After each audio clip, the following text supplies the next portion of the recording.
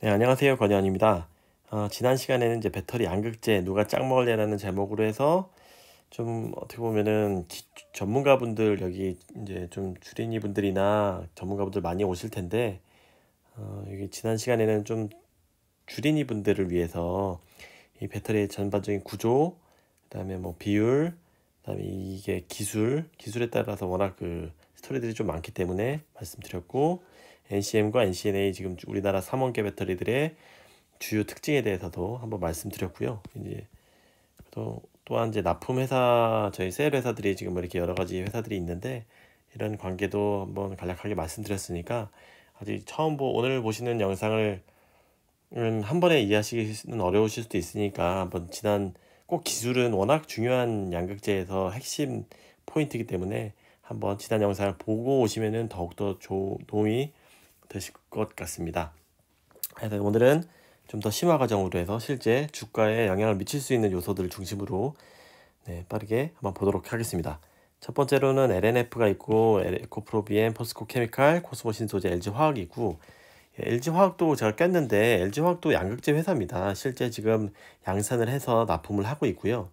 또한 얘네들도 지금 미래 사업의 중점적인 부분을 70%, 80% 이상 LG 엔솔에서 들어온 돈도 있고 자본력 같은 거는 빵빵 하잖아요. 그렇기 때문에 20만 톤, 30만 톤까지도 양극재를 납품을 양산을 한다고 하니 이제 분명히 양극재 회사라고 볼 수가 있을 거고요. 물론 이제 양극재도 하고 이제 분리막도 하고 이렇게 하지만 포스코 케미칼도 마찬가지 음극재도 하지만요.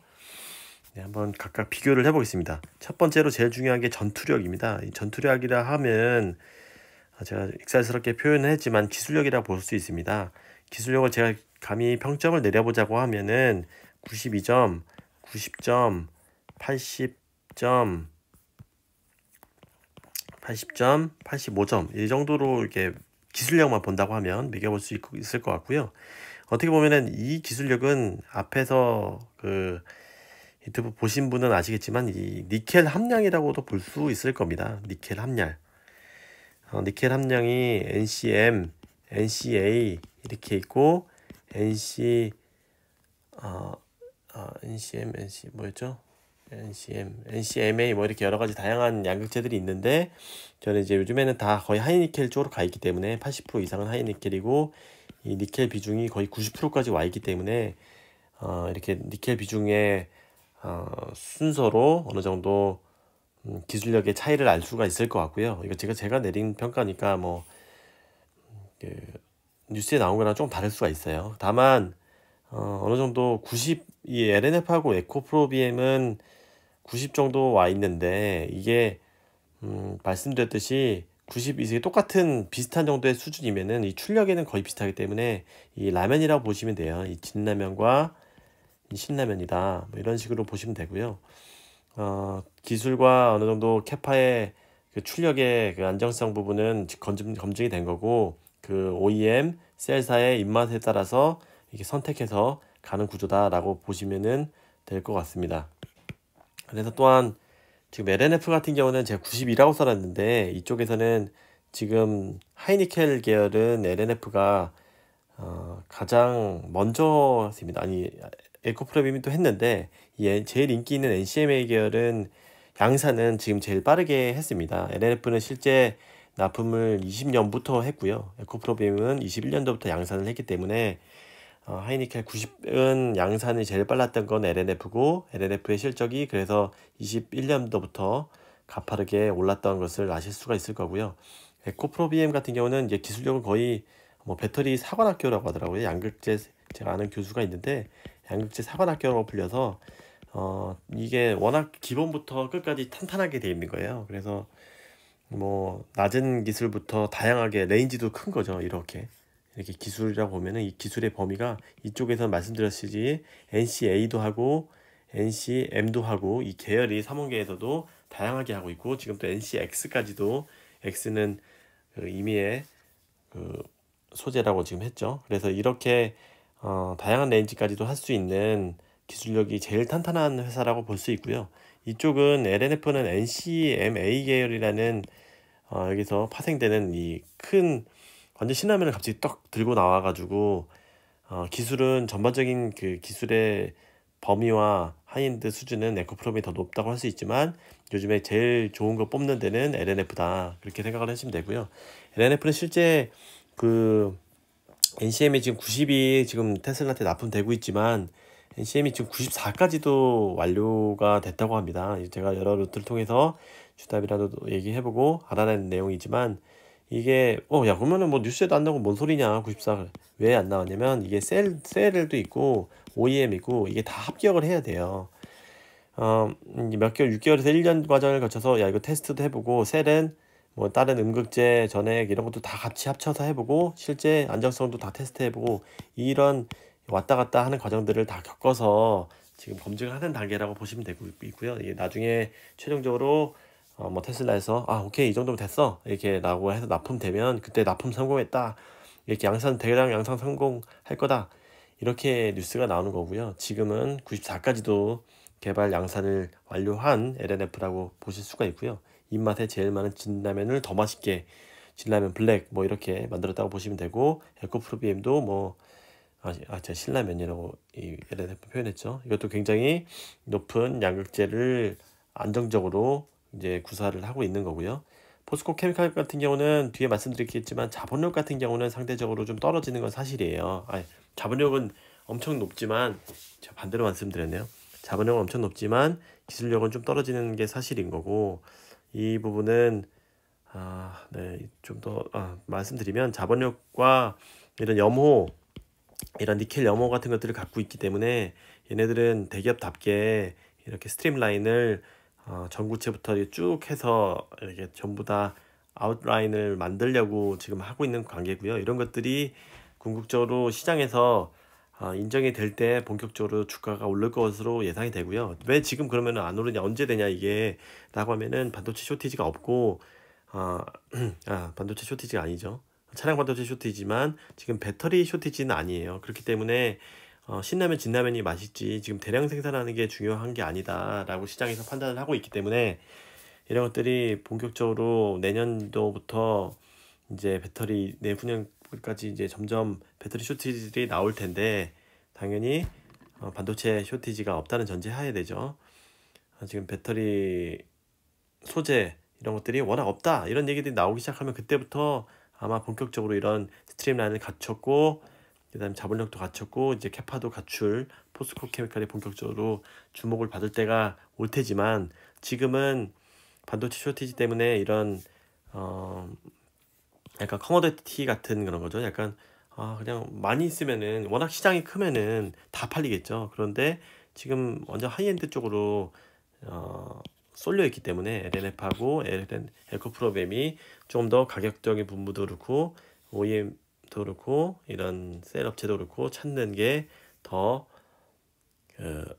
각광을 받고 있다. 다만 이런 것들이 풀리게 되면은 포스코 케미칼도 당연히 왜냐면 없잖아요. 양극재가 쇼티지잖아요. 지금 하이엔드 양극재만 쇼티지지 이런 NCM 622 이런 중급 양극재 같은 경우는 쇼티지는 아니라는 것을 분명히 좀 염두해 두시고 지난 영상을 참조를 하셔야 됩니다. 기술력을 알고 계셔야 되고 코스모 신소재 같은 경우는 자본력도 애매 그 다음에 기술력도 애매 그러면 이거 뭐 투자하지 말라는 얘기지. 그런데 그렇게 보실 수는 없는 게 예를 들어서 LG 같은 경우에는 거래선을 LNF하고 포스코 케미칼을 이제 1벤더, 2벤더 갖고 있지만 또 뭐 3벤더 이렇게 갖고 있고요. 삼성 SDI도 에코프롬의 1벤더, 코스모 신소재는 2벤더 이런 식으로 갖고 있고 SK온도 마찬가지고요. 이렇게 좀 표현하자면은 뭐 하이에나 같이 아니면 콩콩을 떨어지는 거를 이렇게 딱 잡아서 충분히 안정적으로 캐파를 가져갈 수 있는 그런 회사라고 보실 수 있을 것 같습니다. 이 부분도 그 2차전지 섹터 전체가 이제 커가면 같이 커갈 것으로 예상이 되고 있고요. 이런 기술력이나 자본 같은 것들이 상대적으로 좀 애매하기 때문에 그런 평가 같은 부분을 아무래도 퍼 부분에서 지금 20배 딴 데는 뭐 30배까지도 내년도 23년도 PER을 30배씩을 가져가는데 이제 코스모 신소재는 뭐 20배 정도밖에 못 받고 있는 게 아무래도 시장의 자본가들의 그 외면을 받고 있는 그런 영향이라고 보시면 될 것 같고요. 네, 자본력도 간단히 설명을 또 드리자면, 네, 포스코 케미칼은 뭐 자본력이 빵빵하다. 자본력으로 보게 되면은 당연히 뭐 포스코 LG화학이 뭐 1등, 에코프로베이 2등, 3등, 4등 이런 식으로 되겠죠.